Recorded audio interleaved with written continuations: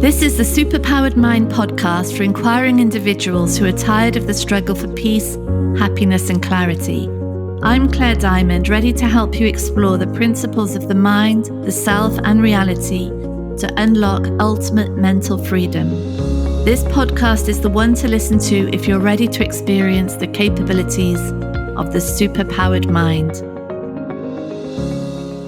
Hi, everybody. Welcome to our weekly podcast. Today, we're looking at find your why, which is a very common phrase that we hear in self-help circles, in books, all over the place. And it's the idea that there is a higher purpose, that we find a bigger meaning, a deeper motivation that will inspire us and that will keep us going through obstacles or tiredness, frustrations. And it's a really compelling argument, isn't it? It's very interesting for us to consider, oh yes, there is something that is going to motivate me. If I can just find my why, then I'll be successful. Then I'll be what I've always wanted to be. Then everyone's going to love me in the way that I want them to. So it's very powerful. And that power is incredibly problematic, because when the why relates to securing that ego identity, securing that sense of myself as being separate, and really the purpose then of the why is to find wholeness, find peace, find happiness, find this sense of worth of my existence as a separate, choosing, deciding entity, that whole thing is completely insane. It's total chaos. And the reason why Find Your Why can be so compelling is because it feeds directly into that chaotic, insane belief system of what we are and adds fuel to it. And it says, yes, we're right. One day, this me here, this Claire, one day I'm going to be everything that I desperately want to be, happy, secure, peaceful, free, in this way. This is how I'm going to do it, through these activities, through this job, through this career, through this writing, this sport, these relationships. Total chaos. And really the problem, that is the problem that we are all dealing with. And it's why our mental health is in tatters. It's why our relationships are struggling. It's why we're exhausted. It's why our bodies are feeling the brunt of this inner chaos that's going on, because that is not achievable. It's not possible to secure that sense of me as a separate entity, because that separate choosing, doing, deciding entity does not exist. So Find Your Why can end up tapping into that highly powerful, overriding survival motivation, which says, if I don't secure myself in some way, if I don't make myself what I think I need to be, if I don't get the attention, the love, the respect, the validation from other people, then I will disappear. Then I will cease to exist. I'm going to die, expire, because it looks like that is what I am, and stabilizing that is the only way possible of stabilizing existence. And that motivation is through the roof. It is so, so powerful. And we see it, don't we? We see it in burnout, in exhaustion, in breakdowns, where that drive to stabilize me, which cannot be achieved, And because it's not operating in actual reality, because in actual reality there is a body mind, but that body mind is entirely controlled by the subconscious mind. The conscious mind is just witnessing words and actions. And so the mind operating out of that survival motivation of securing separation is not in reality. It's not getting actual real-time feedback. It's not getting actual data coming in, because it's fixed in this projected reality, really, where the ego identity, which is a creation of the past, is interacting with people and circumstances and events which are mirror images of that creation from the past. So the whole setup has an unreality to it, which means there's no actual information going in. It's a continuous recreation of a conditioned system that at no stage in this is being questioned or explored or challenged. It's just perpetuating itself. So if my why, if the conditioning of this Claire body mind, say, is that you're valid when you're a good mother, say, if that was how I was brought up, that being a mother is everything, and being the right mother, doing it in the right way. And so my why easily could be for my children to flourish, for my children to think that I'm awesome, for my children to love me, for my children to continually recognize how much I do for them and how lucky they are. If that's my why, and it could easily be, and we can think about what equivalents that might be in work, in success, in money, in reputation, in writing, in being productive or being efficient, or helping others is an enormous area for this to play out. In all of that, with that survival motivation, at all costs, I have to be a good mother. Every single thing I do for my children is about me. It's unrelated to them. The why is so powerful, it's so overriding, and it's actually got nothing to do with the children. It's everything to do with stabilizing an image of myself, because it looks like somehow through that way I'll be valid, I'll be whole, I'll be secure. And because the mind is operating out of that intense why of securing separation, all the time, these children are actually being pushed further and further away.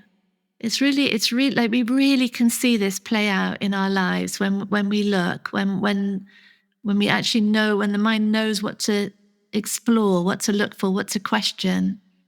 And so every meal that I'm making, every washing load I put on, every time I drive them somewhere, every class I pay for, whatever it is, that is in order to get some sort of affirmation or validation about me. And they're lost in that. They are really lost in that. There's no attention to them other than what they are supplying me. And it's powerful. It's so powerful. And we can see it in resentment, in conflict, where this why. So say, let's take the example of helping people. So powerful. So say my why is to be one of the most prolific supporters of my community, to really add value everywhere I go, to continually be my best self so that I can help others more and more. If helping other people is my why, in order that I will find satisfaction in that I'll get a sense of my validity through helping them, that's a total nightmare. That's a nightmare for these people.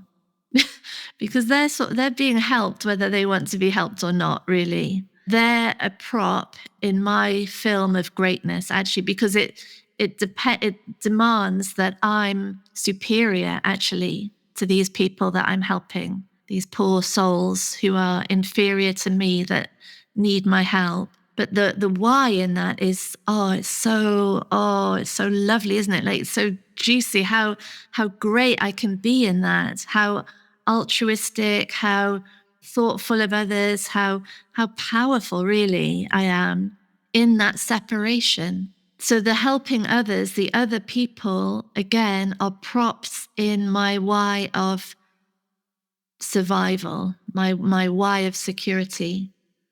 And we feel it, don't we? We really feel it when someone is using us to make themselves better. And it's not a nice feeling, and it's not what we want. Especially when we haven't asked. We haven't asked for any of that help. So, but it leads to resentment then, because I'm there feeling so magnanimous and helping everybody, and no one is thanking me enough for the validation that I'm seeking. Of course, they can't, because that ego identity cannot ever be secured. So there's never going to be enough recognition or gratitude or acknowledgement. It just cannot do the job. And so there'll be more and more and more help coming from me, and more desperation to get this affirmation back. And there just won't be enough of it. And so there's going to be resentment, because I'm not getting what I need, what I want from this activity, and conflict even, and relationships start to fall apart, because this whole setup is insane. And this can really cause a lot of harm. For example, burnout. So the why is powerful again, and it will drive so much work, so much focus, long hours, all the resources being used in that attempt to be successful enough or rich enough, influential enough that I can get what I think I need to secure my identity. And in that process, all of the warning signs are overlooked, because the mind isn't operating really in reality. So the body can suffer enormously in that process. There's no brakes on the why. There's no brakes on that desperation, because it's not about the thing. It's not about the job. It's not actually about the money, of course. It's not about the impact that we're having. It's about what comes back in that will make me feel whole and like a good person, secure and worthy and valuable. And there will never be enough. It's a constant treadmill, over and over and over again, just trying. I think it's so much more sane for us to reverse that whole find your why thing, and to see, where is it about me?